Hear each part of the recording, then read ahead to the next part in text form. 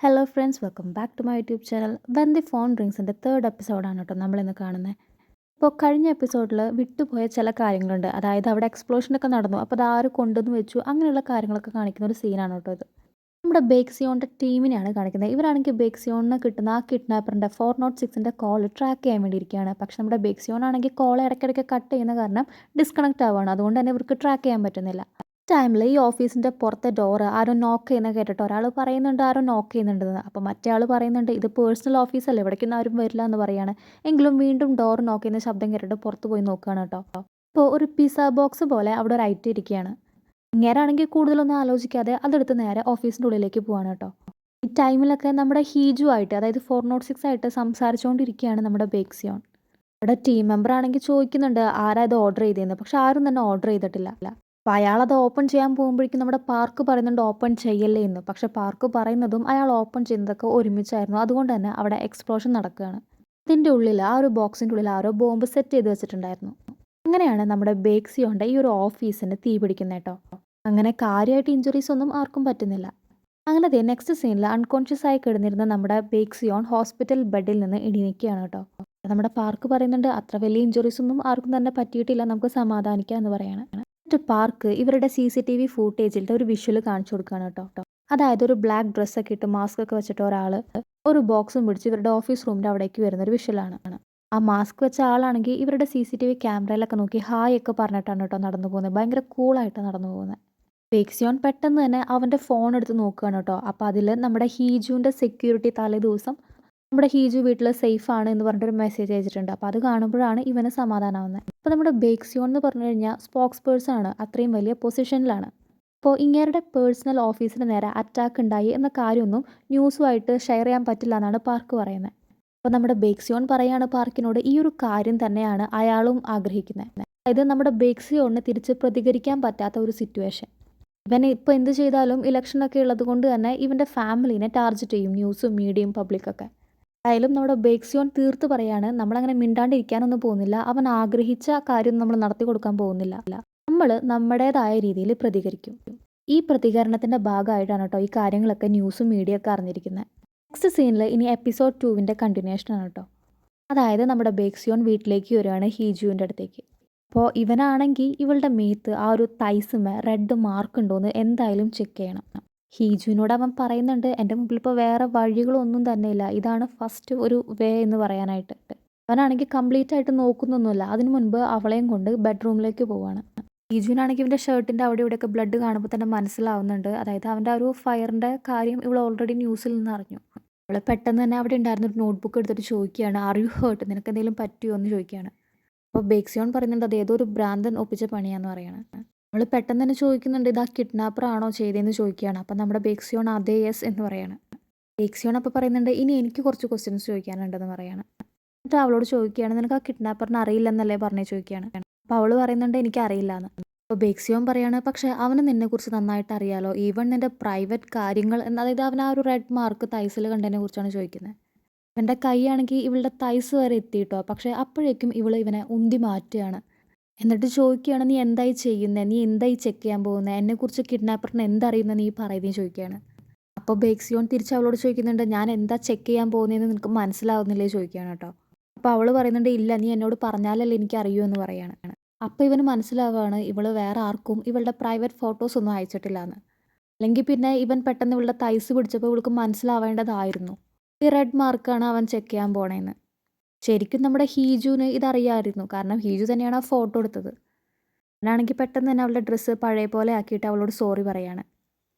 അപ്പോഴാണ് പാർക്കിൻ്റെ കോൾ വരുന്നത് കേട്ടോ. ഇവൻ ഉടനെ സ്റ്റഡി റൂമിലേക്ക് പോവുകയാണ്.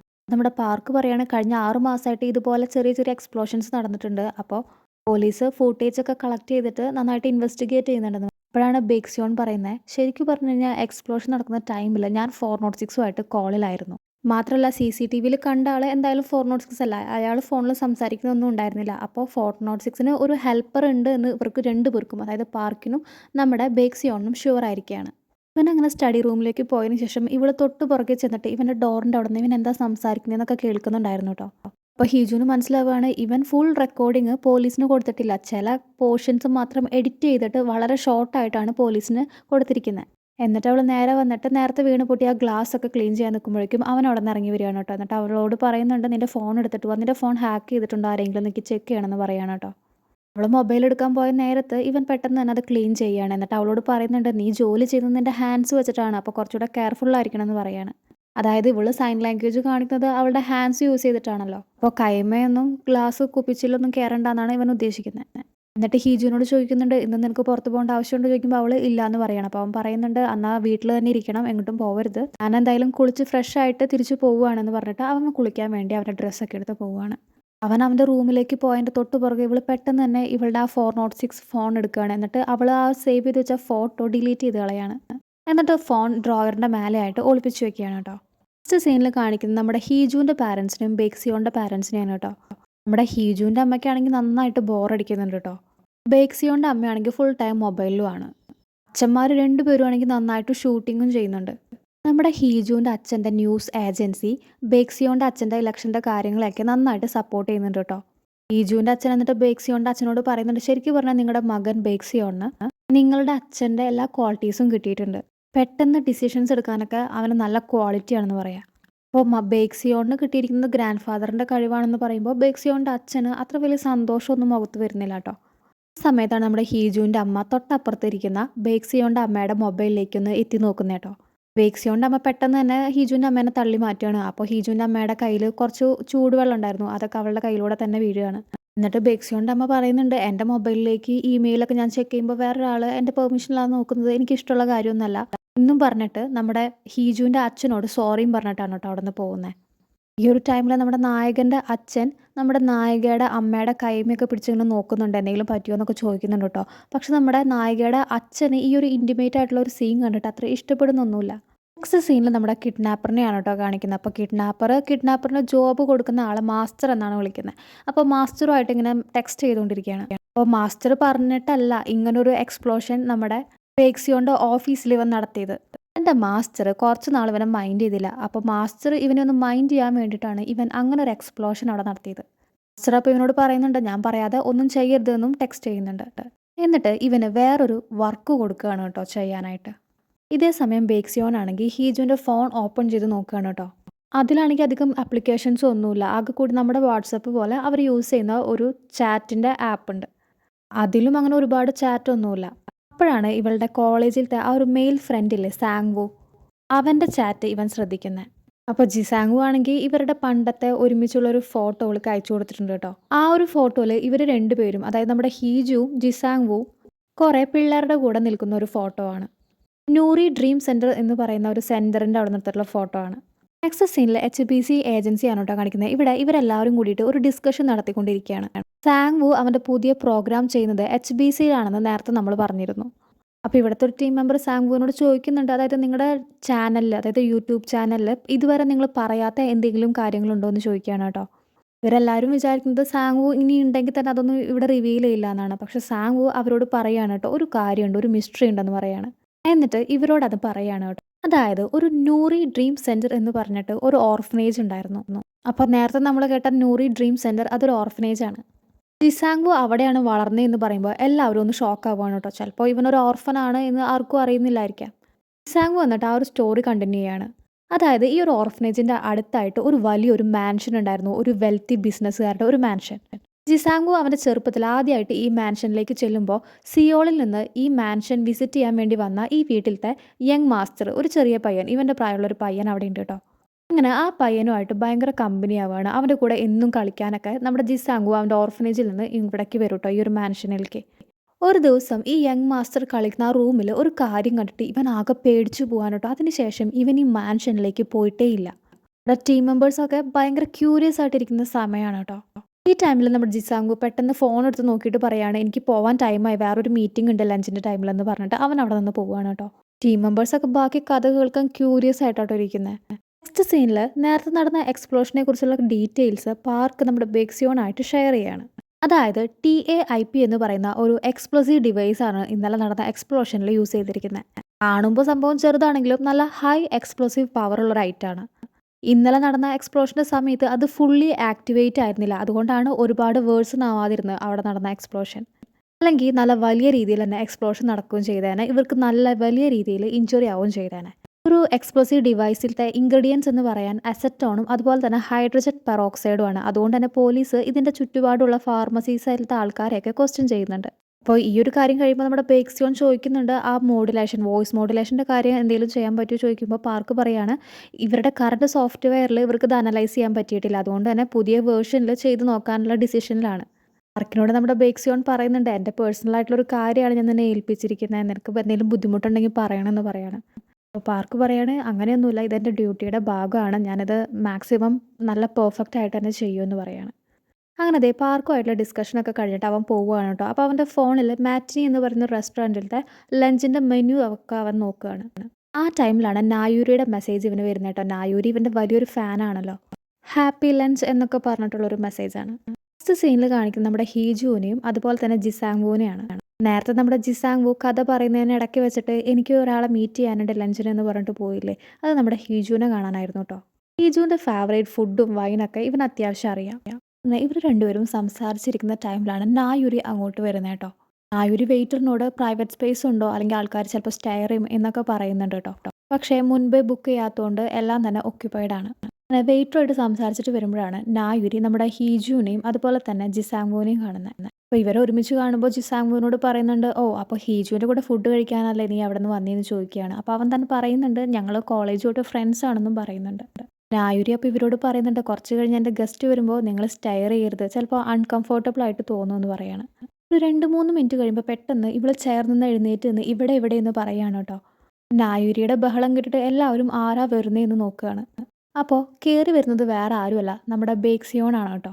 ബേക്സിയോണിനെ കണ്ടതും ഹീജു മുഖം തിരിക്കുകയാണ് കേട്ടോ. അല്ല ഇവനെന്താ ഈ സമയത്ത് ഇവിടെ വന്നിരിക്കുന്നത്, എന്നെ അറിയുന്നതായി ഭാവിക്കല്ലേ ഭാവിക്കല്ലേ എന്ന് പ്രാർത്ഥിച്ചുകൊണ്ടിരിക്കുകയാണ് കേട്ടോ തലയൊക്കെ ചെരിച്ച് വെച്ചിട്ട്. അവനാണെങ്കിൽ നേരെ നമ്മുടെ ഹീജുവിൻ്റെ അടുത്ത് വന്ന് നിന്നിട്ട് ഹീജു എന്താ ഇവിടെയെന്ന് ചോദിക്കുകയാണ് കേട്ടോ. നെക്സ്റ്റ് സീനിൽ കാണിക്കുന്നത് ഇൻവെസ്റ്റിഗേഷൻ നടത്തിക്കൊണ്ടിരിക്കുന്ന പാർക്കിനെയും പോലീസിനെയാണ് കേട്ടോ. അപ്പോൾ വലിയ എവിഡൻസ് ഒന്നും ഇവർക്ക് കിട്ടിയിട്ടില്ല. പെട്ടെന്നാണ് പുറത്തുനിന്ന് ഒരു ബ്ലാസ്റ്റിൻ്റെ സൗണ്ട് കേട്ടിട്ട് ഇവരെല്ലാവരും കൂടി അങ്ങോട്ട് പോകുന്നത് കേട്ടോ. നോക്കുമ്പോൾ പുറത്തുള്ള ഒരു വേസ്റ്റ് ബിൻ ബ്ലാസ്റ്റ് ആയിരിക്കുകയാണ്. എല്ലാവരും താഴേക്ക് ഇറങ്ങി വന്ന എന്തെങ്കിലും എവിഡൻസ് ഉണ്ടോ നോക്കുന്ന നേരത്താണ് പാർക്ക് ദൂരെ ഒരാൾ മാസ്ക് ഒക്കെ വെച്ചിട്ട് ഇവരെ ഒബ്സർവ് ചെയ്യുന്നത് നോട്ട് ചെയ്യുന്നത് കേട്ടോ. പാർക്കാണെങ്കിൽ പിന്നെ നെക്സ്റ്റ് സെക്കൻഡ് ഇയാളുടെ പുറകെ ഓടുകയാണ് കേട്ടോ. അയാളും നല്ല രീതിയിൽ ഓടുന്നുണ്ട്.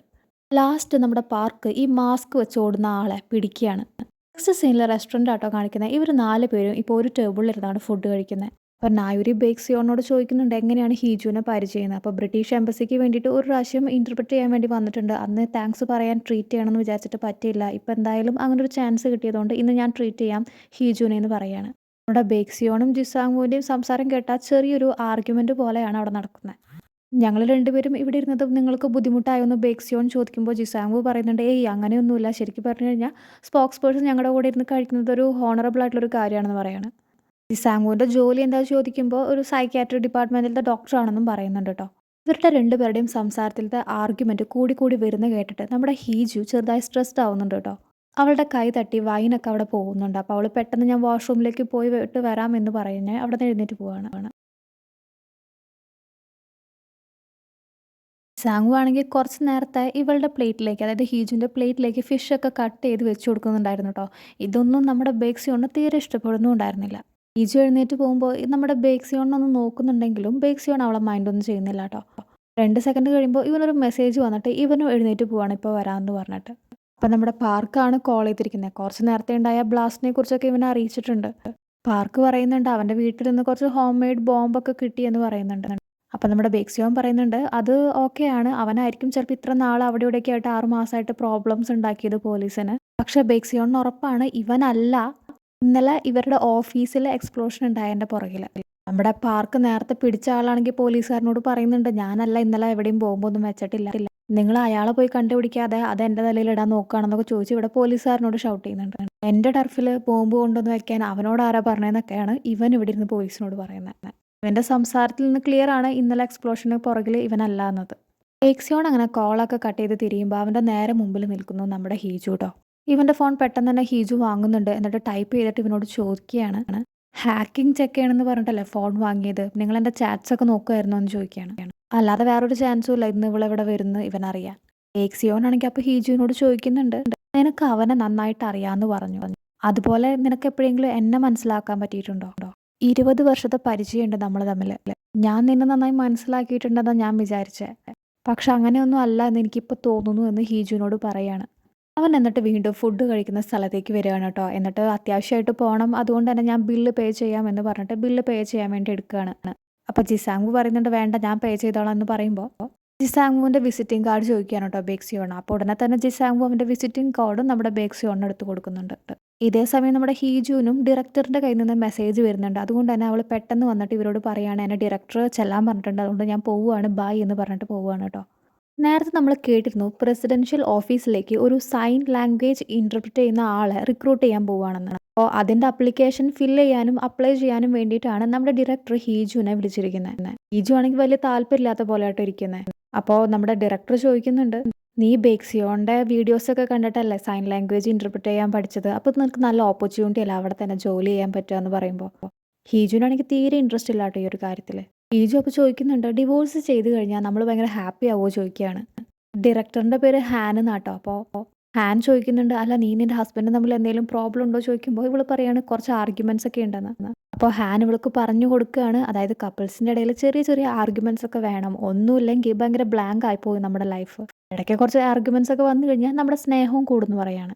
ഈ സീനിൽ നമ്മുടെ പാർക്കിനെയും ബേക്സിയോണാട്ടോ കാണിക്കുന്നത്. അപ്പോൾ പാർക്ക് പറയാണ് നേരത്തെ നമ്മൾ പിടിച്ച ആൾ തന്നെയാണ് അവിടെ ഇവിടെയൊക്കെ ആയിട്ട് ചെറിയ ബ്ലാസ്റ്റ് നടത്തിയിരുന്നത്. മാത്രമല്ല പോലീസിൻ്റെ റെക്കോർഡിലൊന്നും പെടാത്ത ഒരു ബ്ലാസ്റ്റും ഈ ഒരു ഏരിയയിൽ നടന്നിരുന്നു. അപ്പോൾ അന്ന് ശരിക്കും ഇയാൾ കണ്ടിരുന്നു അവിടെ ആരാ ബ്ലാസ്റ്റ് ചെയ്തിരുന്നു. വേറൊരാൾ മാസ്ക് ഒക്കെ വെച്ചിട്ട് നിൽക്കുന്നത് ഇയാൾ കണ്ടിരുന്നു കേട്ടോ. ഈ ഒരു ബ്ലാസ്റ്റിൽ കുറച്ച് പൂച്ചകളാണ് ചത്തുപോയത്. ഈ പൂച്ചകളൊക്കെ ചത്ത ബ്ലാസ്റ്റും അതുപോലെ തന്നെ ഓഫീസ് ബിൽഡിങ്ങിൽ നടന്ന ബ്ലാസ്റ്റും ഇത് രണ്ടും ഇയാളല്ല ചെയ്തത്. അതായത് ഇവർ നേരത്തെ അറസ്റ്റ് ചെയ്ത ആളല്ല ചെയ്തത്.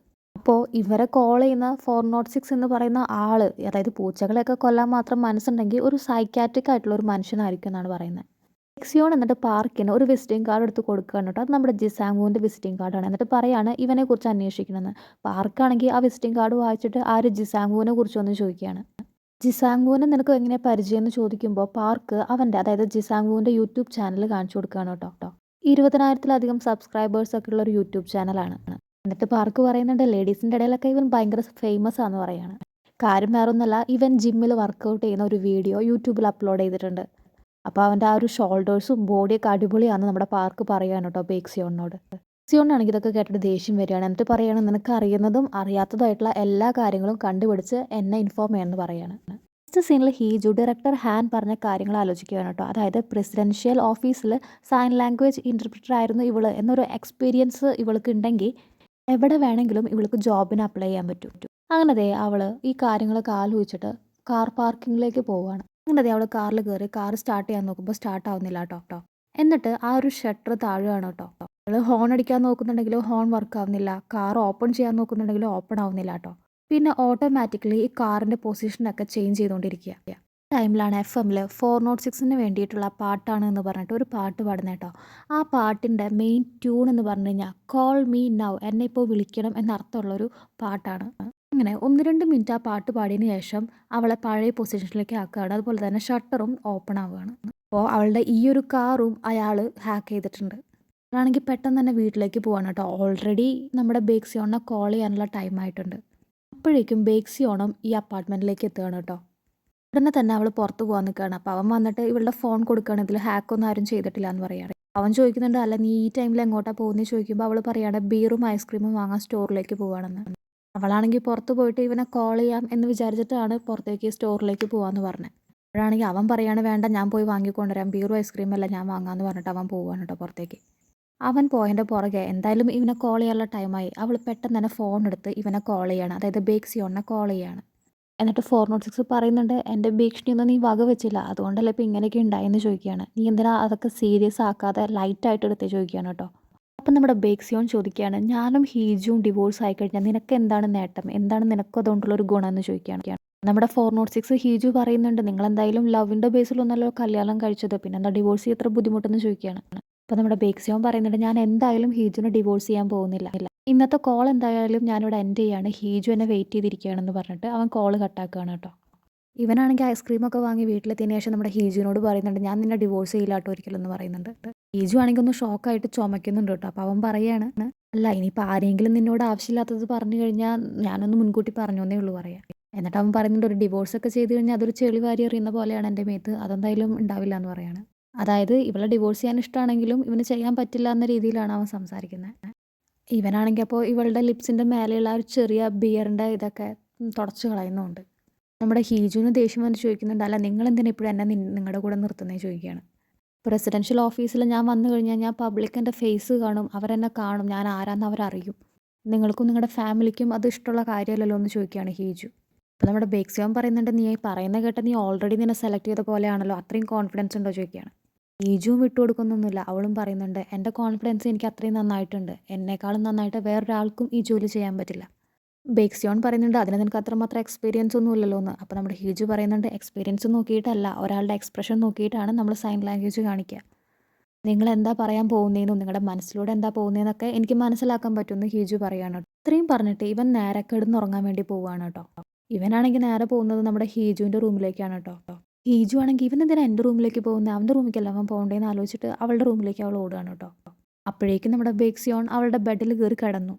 അവനാണെങ്കിൽ ലൈറ്റ് ഓഫ് ആക്കും, ഇവളാണെങ്കിൽ ലൈറ്റ് ഇടും. ഇതന്നെ ഒരു 5-6 പ്രാവശ്യം. ലാസ്റ്റ് സഹി കേട്ടിട്ട് ബേക്സിയോൺ ചോദിക്കും, നിനക്കെന്താ, നിന്നെ വിശ്വാസമില്ലേ ചോദിക്കുകയാണ്. അതായത് ഹീജുവിന് കൺട്രോൾ ഇല്ലേന്ന് ചോദിക്കുകയാണ്. ഇത് കേൾക്കുമ്പോൾ ഹീജു നേരെ വന്നിട്ട് ഇവൻ്റെ പില്ലോ വലിക്കുകയാണ് കേട്ടോ. എന്നിട്ട് അവൾ തൊട്ടപ്പുറത്ത് കിടന്നുറങ്ങാണ്. അവളാണെങ്കിൽ ഓപ്പോസിറ്റ് സൈഡിലേക്ക് ഫേസ് ചെയ്ത് കിടക്കുമ്പോൾ ഇവൻ പറയാണ്, അങ്ങനെ കിടക്കാൻ പാടില്ല, അത് തൊട്ടടുത്ത് കിടക്കുന്ന ആളോട് ഭയങ്കര റൂഡായിട്ട് തോന്നുന്നു പറയാണ്. അങ്ങനെ ദേ രണ്ടുപേരും ഫേസ് ടു ഫേസ് കിടക്കുകയാണ് കേട്ടോ. അപ്പോൾ അവൻ അവളോട് പറയാണ്, എൻ്റെ പേഴ്സണൽ ഓഫീസ് അവൻ കണ്ടുപിടിച്ചു, അതുപോലെ തന്നെ അവന് വീടും ചിലപ്പോൾ കണ്ടുപിടിക്കാൻ പറ്റുമായിരിക്കും, അത് സേഫ് അല്ല, എന്തായാലും ഇന്നൊരു രാത്രി നീ സമാധാനത്തോടെ ഉറങ്ങിക്കോ എന്ന് പറയാണ് കേട്ടോ അവളോട്. എന്നിട്ട് അവളോട് പറയുന്നുണ്ട്, അന്ന് നിന്നെ കിഡ്നാപ്പ് ചെയ്യാൻ ട്രൈ ചെയ്തപ്പോൾ അവൻ ചെയ്ത കാര്യങ്ങളൊന്നും നീ ആലോചിക്കേണ്ട, ഒരു ബാഡ് ഡ്രീം പോലെ എടുത്താൽ മതി എന്ന് പറയാണ്. അപ്പോൾ ഇവൾ ആലോചിക്കുന്നുണ്ട്, എൻ്റെ ഡെഡ് ബോഡി കാണണമെന്ന് പറഞ്ഞ കാര്യമൊന്നും അങ്ങനെ ആലോചിക്കുകയാണ്. അപ്പം തന്നെ അതിനുള്ളൊരു മറുപടി എന്ന രീതിയിൽ അവൻ പറയാണ്, ഒരു കാര്യം, അതായത് അവൻ പറഞ്ഞ കാര്യവും ഞാൻ പറഞ്ഞ കാര്യവും ഒന്നും തന്നെ മനസ്സിൽ വെക്കേണ്ട പറയാണ്. ഇവളുടെ ചോദ്യത്തിനുള്ള ഒരു മറുപടി എന്ന രീതിയിലാണ് ഇവൾക്ക് കിട്ടണേ. അവൻ ഇതൊന്നും ആലോചിച്ചിട്ടല്ല, അവൻ ജസ്റ്റ് ഇവളെ ഒന്ന് സമാധാനിപ്പിക്കണം എന്ന രീതിയിൽ പറയുന്നതാണ്. അങ്ങനെ ദേ ഇവൾ ഉറങ്ങിക്കഴിഞ്ഞു എന്ന് തോന്നുമ്പോൾ നമ്മുടെ നായകൻ അവിടെ നിന്ന് എഴുന്നേറ്റ് പോവാണ് കേട്ടോ. അങ്ങനെ നമ്മുടെ നായിക അവളുടെ ചൈൽഡ്ഹുഡ് സ്വപ്നം കാണുകയാണ്. അങ്ങനെ ദേ കരഞ്ഞുകൊണ്ടിരിക്കുന്ന ഇവളുടെ അമ്മയുടെ ശബ്ദം കേട്ടിട്ടാണ് കേട്ടോ ഇവള് കണ്ണോർക്കുന്നത്. അമ്മയാണെങ്കിൽ ഞാനിനി എന്ത് ചെയ്യും എന്ത് ചെയ്യുന്നു ആലോചിച്ച് കരയാണ് കേട്ടോ. ഇവള് കണ്ണോർക്കുമ്പോൾ അമ്മ ആദ്യം തന്നെ ചോദിക്കുന്നത്, നിനക്ക് മാത്രം എന്താ ഒന്നും പറ്റാതിരുന്നേ, നിനക്കും എന്തെങ്കിലുമൊക്കെ പറ്റണമായിരുന്നു അപകടത്തിൽ, ചെയർമാൻ്റെ മകള് ഡെഫാണ്, മകനാണെങ്കിൽ മരിച്ചും പോയി, നിനക്കാണെങ്കിൽ ഒന്നും തന്നെ പറ്റിയൂല, നിനക്കും എന്തെങ്കിലുമൊക്കെ പറ്റണമായിരുന്നു എന്നാണ് കേട്ടോ അമ്മ മകളോട് പറയുന്നത്. അല്ലെങ്കിൽ ചെയർമാൻ അപ്സെറ്റ് ആവും, നമ്മളിവിടെ നിന്ന് ഇറക്കി വിടുന്നു പറയാണ്. ഇതൊക്കെ കേട്ടിട്ട് ഇവൾ ഉറക്കെ കരയാണ് കേട്ടോ. അപ്പം അമ്മ ഉടനെ തന്നെ ഇവളുടെ വായ പൊത്തിപ്പിടിക്കുകയാണ്. എന്നിട്ട് പെട്ടെന്ന് അമ്മ പറയാണ്, അതെ ഇത് തന്നെയാണ് വേണ്ടത്, നീ ഒരിക്കലും മിണ്ടാൻ പാടില്ല, നീ ഒരിക്കലും സംസാരിക്കാൻ പാടില്ല എന്ന് പറയാണ്. ചെയർമാൻ്റെ മകള് ഡെഫാണ്, അപ്പോൾ ഇവളും സംസാരിക്കേണ്ടെന്നാണ് പറയുന്നത്. ആക്സിഡൻറ്റിൻ്റെ ഷോക്ക് കാരണം നിന്റെ സംസാരശേഷി നഷ്ടപ്പെട്ടു, അങ്ങനെ മതി ഇനിയോട്ട് എന്ന് പറയാണ്. ദേ ഇങ്ങനെ ഈ അമ്മ പറഞ്ഞിട്ടാണ് ഇവൾ പിന്നെ സംസാരിക്കാതെ ആയത്. അതായത് ഇവൾക്ക് നന്നായി സംസാരിക്കാൻ പറ്റും. അങ്ങനെ ദേ ഈ ഒരു സ്വപ്നം അല്ലെങ്കിൽ ഇവളുടെ ഒരു പാസ്റ്റ് കാണിച്ചുകൊണ്ടാണ് ഇവൾ നെക്സ്റ്റ് ഡേ കണ്ണോർക്കുന്നത് കേട്ടോ. ഉറക്കത്തുനിന്ന് ഞെട്ടി എണീക്കുകയാണ്. നോക്കുമ്പോൾ അടുത്ത അവനൊന്നുമില്ല, നെക്സ്റ്റ് ഡേ ആയിട്ടുമുണ്ട്. സിയോൺ ആണെങ്കിൽ അവൻ്റെ ഒരു ഫ്രണ്ടിൻ്റെ കൂടെ ടെന്നീസ് കളിക്കുകയാണ് കേട്ടോ. ഒരു ഫ്രണ്ട് ചോദിക്കുന്നുണ്ട്, അല്ല നീ അന്ന് പറഞ്ഞ കാര്യം എന്തായി, നിൻ്റെ ഏതോ ഒരാളുടെ എന്തോ ഒരു കാര്യം പറഞ്ഞില്ലേ, ആ വൈഫിനെ ചെക്ക് ചെയ്തോ അവന്ന് ചോദിക്കുകയാണ്. അപ്പോൾ ബേക്സിയോൺ പറയുന്നുണ്ട്, ഇല്ല അവൻ ചെക്ക് ചെയ്തില്ല, അവനത് സ്വന്തമായിട്ട് കണ്ടുപിടിക്കുന്ന പറഞ്ഞതെന്ന് പറയാണ്. നെക്സ്റ്റ് സീനിൽ കാണിക്കുന്നത് നമ്മുടെ അച്ഛനെയാണ് കേട്ടോ, ഹീജുവിൻ്റെ. അപ്പോൾ അവിടുത്തെ ഒരു കെയർ ടേക്കർ വീൽ ചെയറിൽ ഇയാളെ ഇങ്ങനെ പുറത്ത് ഇങ്ങനെ കൊണ്ടു നടക്കുകയാണ്. അപ്പോൾ നല്ല തണുപ്പുള്ളതുകൊണ്ട് ഒരു ബ്ലാങ്കറ്റ് എടുത്തിട്ട് വരാമെന്ന് പറഞ്ഞിട്ട് ഈ കെയർ ടേക്കർ അവിടെ നിന്ന് പോവുകയാണ്. ഈ ലേഡി പോയ വഴിക്ക് ഒരു ബ്ലാക്ക് മാസ്കും ഡ്രസ്സും ഒക്കെ വെച്ചിട്ട് ഒരാൾ വന്ന് ഈ വീൽ ചെയർ ഉന്തുകയാണ് കേട്ടോ. അപ്പോൾ ഹീജുവിൻ്റെ അച്ഛന് ഇവിടെ ഉണ്ടെന്നുള്ള കാര്യവും ഇയാൾ അറിഞ്ഞിട്ടുണ്ട്. അപ്പോൾ ദേ ഈ കാണുന്നതാണ് നമ്മുടെ കില്ലർ അല്ലെങ്കിൽ ഒരു കിഡ്നാപ്പർ. നമ്മുടെ ഹീജുവിൻ്റെ അച്ഛൻ്റെ അടുത്തൊരു ഫോണുണ്ട്, ഒരു മൊബൈലുണ്ട്. ഇവൻ നേരെ ആ മൊബൈലിൽ നമ്മുടെ ഹീജുവിനെ കോൾ ചെയ്യാണ് കേട്ടോ. അതും വീഡിയോ കോൾ. ഹീജു ആണെങ്കിൽ അച്ഛൻ്റെ വീഡിയോ കോൾ കാണുമ്പോൾ അച്ഛനോ അതും വീഡിയോ കോളോ എന്നൊക്കെ ഇങ്ങനെ ആലോചിക്കുന്നുണ്ട്. പിന്നെയാണ് നമ്മുടെ കിഡ്നാപ്പറിൻ്റെ വോയിസ് വരുന്നത്. അയാൾ എന്നിട്ട് ഹീജുവിനോട് പറയുന്നുണ്ട്, എൻ്റെ ഫോൺ നിൻ്റെ കയ്യിലാണെന്ന് എനിക്കറിയാം, നീ എന്നല്ല വിളിക്കുന്നത്, സിസ്റ്റർ എന്നാണ് കേട്ടോ വിളിക്കുന്നത്. സിസ്റ്ററാണ് ഇപ്പോൾ ബേക്സിയോനെ കോൾ ചെയ്യുന്നത്. എന്തിനാണ് കോൾ ചെയ്യുന്നത്, എന്തിനാണ് അവനെ വിളിച്ച് ത്രറ്റൻ ചെയ്യണമെന്ന് ചോദിക്കുകയാണ്. എന്താണ് ആവശ്യം എന്ന് ചോദിക്കുകയാണ്. ഹീജു പറയുന്നുണ്ട് ഡിവോഴ്സിന് വേണ്ടിയിട്ടാണെന്ന്. അപ്പോൾ ഇവൻ ചിരിച്ചുകൊണ്ട് പറയാണ്, ഓ ഞങ്ങളുടെയും ആവശ്യം ഏകദേശം അതുപോലെ തന്നെ, അതുകൊണ്ട് ഇനിയും അവനെ വിളിക്കണം എന്ന് പറയാണ്. എന്നിട്ട് ഹീജുവിനോട് പറയുന്നുണ്ട്, ഇത് സ്റ്റാർട്ട് ചെയ്തത് നീയാണ്, അതുകൊണ്ട് തന്നെ ഇതിൻ്റെ ഇടയ്ക്ക് വെച്ചിട്ട് സ്കൂട്ടാവുന്നൊന്നും വിചാരിക്കേണ്ടെന്ന് പറയാണ്. എന്നിട്ട് ഒരു തുണിയിൽ കുറച്ച് പല്ല് ഇവൾക്ക് കാണിച്ചു കൊടുക്കുന്നുണ്ട് കേട്ടോ വീഡിയോ കോളിലൂടെ. അങ്ങനെ ദേ ഹീജു പെട്ടെന്ന് തന്നെ അവളുടെ അച്ഛനുള്ള ആ ഒരു സ്ഥലത്തേക്ക് വരികയാണ്. ഇവളിവിടെ എത്തുമ്പോഴേക്കും റൂമിന് പുറത്ത് പോലീസൊക്കെ നിൽക്കുന്നുണ്ട് കേട്ടോ. ഹീജു നേരെ അച്ഛൻ്റെ അടുത്തേക്ക് ചെല്ലുകയാണ്. പക്ഷെ അച്ഛന് വലിയ കുഴപ്പമൊന്നും പറ്റിയിട്ടില്ല. അപ്പോൾ കെയർ ടേക്കർ പറയുന്നുണ്ട് ഞാൻ ജസ്റ്റ് ഒരു സെക്കൻഡേ മാറിയിട്ടുള്ളൂ എന്ന് പറയാണ്. പോലീസാണെങ്കിൽ ആ കുറച്ച് പല്ല് കാണിച്ചിട്ട് പറയുന്നുണ്ട് ഇത് നിങ്ങളുടെ അച്ഛൻ്റെ അടുത്തുനിന്ന് കിട്ടിയതാണ്. പക്ഷെ ഇത് നിങ്ങളുടെ അച്ഛൻ്റെ അല്ല എന്തായാലും. അച്ഛന് കുഴപ്പമൊന്നുമില്ല. ഇത് വേറെ ആരുടെയോ ആണെന്ന് പറയാണ്. അവൾ എന്നിട്ട് അവളുടെ അച്ഛനെ വിളിക്കുകയാണ് കേട്ടോ. അപ്പോൾ അച്ഛനാണെങ്കിൽ ആകെ കൂടി കുറച്ച് കാര്യങ്ങളെ പറയുന്നുള്ളൂ. ഒന്ന് കോൾ ഹിം എന്നാ പറയുന്നത്. അതായത് അവനെ വിളിക്ക് എന്നാണ് കേട്ടോ പറയുന്നത്. എന്നിട്ട് ലാസ്റ്റ് സിസ്റ്റർ, സിസ് എന്നും പറയുന്നുണ്ട്. ഇത് കേൾക്കുമ്പോൾ ഹീജുവിന് മനസ്സിലാവുന്നുണ്ട് ഇത് ആ കിഡ്നാപ്പറിൻ്റെ വേർഡ്സ് ആണെന്ന്. അങ്ങനെ ദേ ഇങ്ങോട്ട് ഇവളൊരു ക്യാബിലാണ് വന്നത്. അതുകൊണ്ട് തന്നെ തിരിച്ച് ഈ പോലീസിൻ്റെ കാറിലാണ് പോണേ ട്ടോ. അപ്പോഴാണ് ഈ പോലീസുകാരൻ്റെ എഫ്എമ്മിൻ്റെ ഫ്രീക്വൻസി പെട്ടെന്ന് ചേഞ്ച് ആവുന്നത് കേട്ടോ. മുൻപ് ഇവളുടെ കാർ ഹാക്ക് ചെയ്തപ്പോൾ ഉണ്ടായില്ലേ അതേപോലെ. അപ്പോൾ നമ്മുടെ ഹീജു കുറച്ച് നേരത്തെ ഉണ്ടായ കാര്യങ്ങളൊക്കെ ആലോചിക്കുകയാണ്. അതായത് പല്ല് കണ്ടത്, അതുപോലെ തന്നെ അച്ഛൻ പറഞ്ഞ കാര്യങ്ങളൊക്കെ ഇങ്ങനെ ആലോചിക്കുമ്പോൾ ഇവൾക്ക് പെട്ടെന്ന് ഒമിറ്റ് ചെയ്യാൻ തോന്നുകയാണ് കേട്ടോ. എന്നിട്ട് കാറിൻ്റെ ഡോർമേ കുറേ തട്ടുന്നത് കൊണ്ട് ഇവർ കാറ് സൈഡാക്കുകയാണ് കേട്ടോ. ഇവളാണെങ്കിൽ പുറത്തിറങ്ങിയിരുന്ന് ഭയങ്കര കരച്ചിലാണ് കേട്ടോ. കാരണം ചെറുപ്പം തൊട്ട് ഇന്നേ വരെ ഇവൾക്ക് സന്തോഷം കിട്ടിയിട്ടില്ല. അമ്മയാണെങ്കിൽ എപ്പോൾ വന്നാലും ഇവളോട് ദേഷ്യത്തിൽ പെരുമാറും. പിന്നെ കിഡ്നാപ്പിംഗ് ഇൻസിഡൻറ്റ് അവൻ പറഞ്ഞത് ഒക്കെ ആലോചിച്ച് ഇങ്ങനെ കരഞ്ഞുകൊണ്ടിരിക്കുന്ന സമയത്താണ് കുറേ കാറ് ഭയങ്കര സെക്യൂരിറ്റിയോട് കൂടി വരുന്നത് കാണുന്നത്. അപ്പോൾ ഇവർ നോക്കുമ്പോൾ വേറെ ആരുമല്ല കേട്ടോ, നമ്മുടെ ബേക്സിയോണാണ് കാർന്ന് വരുന്നത്. ഇവളും വിചാരിക്കുന്നുണ്ട് അല്ല ഇവൻ എങ്ങനെ ഇപ്പോൾ ഇവിടെ എത്തിയെന്ന്. പോലീസ് ഓഫീസേഴ്സൊക്കെ പെട്ടെന്ന് തന്നെ ഹലോ സർ എന്ന് പറഞ്ഞിട്ട് സല്യൂട്ട് ചെയ്യാണ് കേട്ടോ നമ്മുടെ ബേക്സിയോണിനെ. ബേക്സിയോൺ എന്നിട്ട് നേരെ വന്നിട്ട് ഇവരോട് താങ്ക്സ് പറയാണ്. എന്നിട്ട് ഇവളെ എഴുന്നേൽക്കാൻ ഹെൽപ്പ് ചെയ്യാണ് കേട്ടോ. അപ്പോൾ പോലീസ് ഓഫീസേഴ്സ് ചോദിക്കുന്നുണ്ട് നിങ്ങൾക്ക് പരിചയമുണ്ടോ ചോദിക്കുകയാണ്. ഉടനെ തന്നെ ബേക്സിയോൺ പറയുകയാണ് we are family, she's my wife എന്ന് പറയാണ് കേട്ടോ. ഇത് കേൾക്കുമ്പോൾ നമ്മുടെ പോലീസ് ഓഫീസേഴ്സും കൂടെ നമ്മുടെ ഹീജുവും ഷോക്കാവുന്നുണ്ട്. കാരണം ഫാമിലി മെമ്പേഴ്സിൻ്റെ ഇടയിൽ മാത്രം സ്ട്രിക്റ്റ് ആയിട്ട് പുറത്തറിയിക്കാതെ വെച്ചൊരു കാര്യം ഇവൻ ഇപ്പോൾ പുറത്ത് പറഞ്ഞിരിക്കുകയാണ്. അങ്ങനെ ദേ ഈ ഒരു എപ്പിസോഡ് ഇവിടെ എൻഡ് ആവാണ് കേട്ടോ.